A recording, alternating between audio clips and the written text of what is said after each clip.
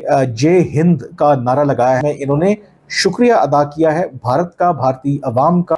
Iran के parliament के members ने वहां पर नारे लगाए, शुक्रिया शुक्रिया। कि मैं उनके सामने, यकीन कीजिए, मेरा सर नहीं उठ रहा था, मेरा सर शर्म से झुका हुआ था। ईरान ने बोल दिया, अपना मैसेज किया, ट्वीट किया, थैंक यू भारत।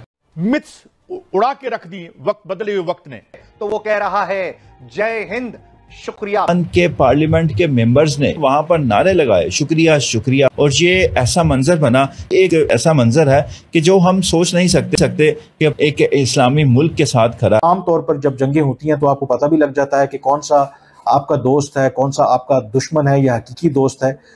भारत ने मजम्मत भी नहीं की जो ईरान के ऊपर हमले किए गए थे, उनकी टेरिटोरियल इंटेग्रिटी और सॉवरेनिटी को वायलेट किया गया था। On the other hand Pakistan का अगर आप रद्द-ए-अमल देखें तो पाकिस्तान ने पहले दिन से खुलकर मजम्मत की थी। यूएन सिक्योरिटी काउंसिल के अंदर इस मामले को उठाया था। पाकिस्तान क्योंकि नॉन परमानेंट मेंबर है यूएन सिक्योरिटी काउंसिल का, और जो ईरान के मुस्तकिल मंदूब हैं उन्होंने पाकिस्तान, रशिया और चीन का शुक्रिया भी अदा किया था कि असूली तौर पर जिस तरीके से पाकिस्तान, रशिया और चीन ने ईरान का साथ दिया। लेकिन इसके बावजूद ये जो मैसेज मैं आपको दिखा रहा हूँ, जो ईरान का डिप्लोमेटिक मिशन या एम्बेसी है नई दिल्ली के अंदर, इनका ये एक्स ऑफिशियल हैंडल है।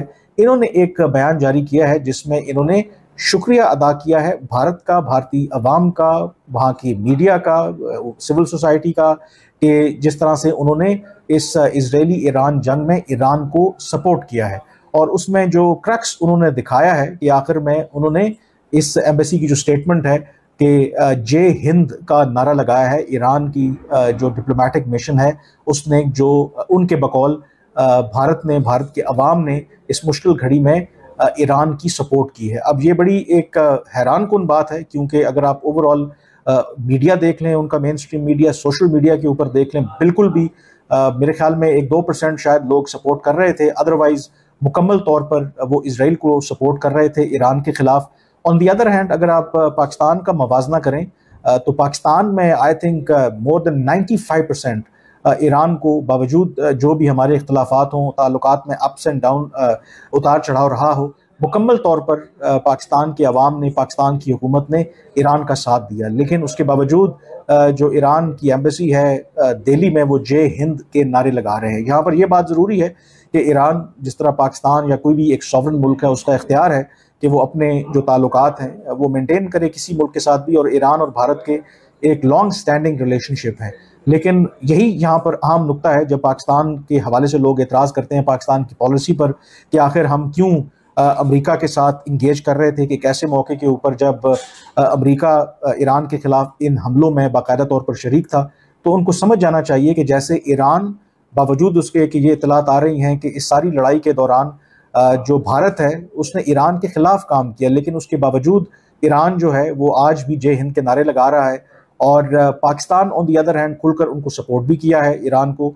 तो इसी तरह से ये पाकिस्तान भी फिर हक महफूज रखता है कि जो उसके इंटरेस्ट में बेहतर है। ठीक है, ईरान को हम सपोर्ट भी कर रहे हैं कि अगर उसके लिए मगरब के साथ या अमेरिका के साथ हम इंगेजमेंट रखें तो ये बहुत ज़रूरी है। यानी कि सिर्फ ईरान के कहने के ऊपर हमने बाकी दुनिया के साथ ताल्लुकात को डिटर्मिन नहीं करना। और यही जो मैसेज है वो ईरान भी आपको दे रहा है, ईरान की एम्बेसी भी दे रही है कि किस तरीके से सब कुछ सामने उनके होते हुए भी वो जय हिंद के वहाँ पर नारे लगा रहे हैं। ईरान है, ईरान ने बोल दिया, अपना मैसेज किया, ट्वीट किया, थैंक यू भारत। ईरान है, ईरान ने बोल दिया, अपना मैसेज किया, ट्वीट किया, थैंक यू भारत। वहाँ पर भारत के जो लोग हैं उनको थैंक किया है। भारत के अंदर इन्होंने बोला कि भारत खड़ा रहा हमारे साथ। ये सारी बातें हो रही हैं। और दूसरी तरफ आप देखिए अमेरिका जो यहाँ पर जो हो रहा है भारत और ईरान के बीच में, और दूसरी तरफ से यूएसए हमें सैंक्शन करना चाहता है 500% के ऊपर। और ये बिल पेश हो चुका है। 80 से ज़्यादा लोग, गवर्नमेंट के, जो अमेरिकन गवर्नमेंट है उसके लोगों ने साइन किया है कि yes, Bharat should be sanctioned. यानी कि something historic is happening right before our eyes. एक साइड पर देखिए आप, यूनाइटेड नेशंस, यूनाइटेड स्टेट्स का सेनेट, वो प्रिपेयर कर रहा है पनिश करने के लिए भारत को। क्यों? क्योंकि भारत राइज कर रहा है, और पनिश भी इसलिए क्योंकि हम उनके नीचे, उनके सामने हम झुकते नहीं हैं। उन्होंने बोला रशिया से तेल मत खरीदिए, तो हमें उसी वक्त बंद कर देना चाहिए। लेकिन अमेरिका को यह नहीं मालूम कि ये राहुल गांधी की सरकार नहीं है जो बूट पॉलिश करते हैं अमेरिकन के जाकर। और छुप छुप कर मिलकर भी आते हैं। मोदी जी जाते हैं धड़ल्ले से और बता के जाते हैं मैं अमेरिका जा रहा हूं मिलने के लिए, और अमेरिकन प्रेसिडेंट के मुंह पे बोलते हैं मैं नहीं आऊंगा तेरे इन्विटेशन के ऊपर। He did not go. ये हिम्मत कभी आपने राहुल गांधी के अंदर देखी, जो अभी सोरोस के बेटे की शादी पे वहां पे नाचता हुआ और शगन इकट्ठे करता हुआ दिखाई दिया आपको, सिर्फ इसलिए कि भारत झुकता नहीं है अमेरिका के सामने। हमने तेल खरीदना बंद नहीं किया क्योंकि हमारी यहाँ पे जो पॉपुलेशन है उसको अगर सस्ता तेल मिल रहा है और हम अपने कंट्री को आगे लेके जाने की कोशिश कर रहे हैं, तो इसमें अमेरिका को दर्द क्यों हो रही है? दर्द इसलिए भी हो रही है कि अब ग्लोबल साउथ में 135 कंट्री ऐसे हैं जो मोदी जी को रिस्पेक्ट करते हैं। उन्होंने बोल दिया you are the leader of 135 global south countries, और ऊपर से एक तरफ अमेरिका है, अमेरिका के दूसरी तरफ आपको ईरान दिखता है, जो 12 दिन के युद्ध के बाद जो उसने इजराइल और अमेरिका के साथ लड़ा, उसने थैंक करना शुरू कर दिया भारत को, और अपना जो ऑफिशियल डिप्लोमेटिक मैसेज है उसके एंड में लिखा एक सेक्रेड वर्ड्स जो भारत के अंदर बैठे हुए मुसलमान नहीं बोलते। उन्होंने लिख दिया जय हिंद, जय ईरान, जय Hind. Let that sink in. I hope जो भारत में मुसलमान बैठे हैं, ये 20 करोड़ जिहादी, उनको समझ आएगा कि आप जिसको फॉलो करते हैं ये पर्शियन वाले, पर्शियन मीन्स ईरान, उन्होंने जय हिंद बोलना शुरू कर दिया।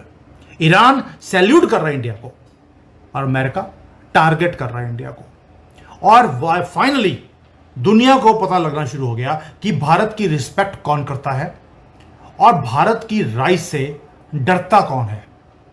अब देखते हैं कि ये किया किसने यूएसए के अंदर। क्या डोनाल्ड ट्रंप ने किया है? जी नहीं, डोनाल्ड ट्रंप नहीं। डोनाल्ड ट्रंप का एक बंदा है लिंडसे ग्रैहम, इनफेमस है, वो वॉर मॉन्गरर है, जहां पर भी युद्ध होगा वहां पहुंच जाता है। अभी अभी रिसेंटली यूक्रेन भी होकर आया है। उसने वॉशिंगटन में क्या बोल दिया, उसने एक सेनेट के अंदर एक बिल डाला है S-1241, को स्पॉन्सर्ड बाय 84 सेनेटर्स, कि भारत को सैंक्शन कीजिए क्योंकि वो तेल खरीद रहे हैं रशिया से। और स्पॉटलाइट क्या है? ना टर्की है, ना हंगरी है, ना जर्मनी है, ना चाइना है, कोई भी नहीं है। बिल स्पेसिफिकली टारगेट कर रहा है इंडिया को। चाइना का नाम लिया है उसके अंदर, लेकिन we are being called out for buying Russian oil. भाई चाइना भी रशिया से तेल खरीदता है, उसको नहीं बोला, हमें बोला है। और हमने आज तक किसी को इन्वेट नहीं किया, हमने इजराइल की तरह जाके ठोका नहीं है ईरान को। भाई पाकिस्तान को ठोका था, वो हमारा राइट है। हमने किसी के ऊपर बिना बात पे बॉम्ब नहीं फेंका, हमने किसी को आर्म्स एंड एम्यूनिशन नहीं दिए, हमने टेररिस्ट को कभी सपोर्ट नहीं किया पूरी दुनिया में, जैसे अमेरिका करता है, पाकिस्तान करता है, ईरान करता है, प्रॉक्सीज खड़े किए हैं। हमने क्या किया? सिर्फ एक काम, हमने अफोर्डेबल तेल खरीदा है अपने दोस्त से, दुश्मन से भी नहीं खरीदा नहीं है, अपना दोस्त है हमारा। रशिया हमारा हमेशा से खड़ा रहा जब भी हमें जरूरत पड़ी, और हमने अपने कंट्री के अंदर ताकि इन्फ्लेशन ना बढ़ जाए, जैसे कि वेस्ट चाहता था कि दुनिया में इन्फ्लेशन बढ़े, हमने नहीं होने दिया। सारी दुनिया के अगेंस्ट जाकर हम अपने दोस्त के साथ खड़े भी हुए और हमने अपने देश को बचाया भी।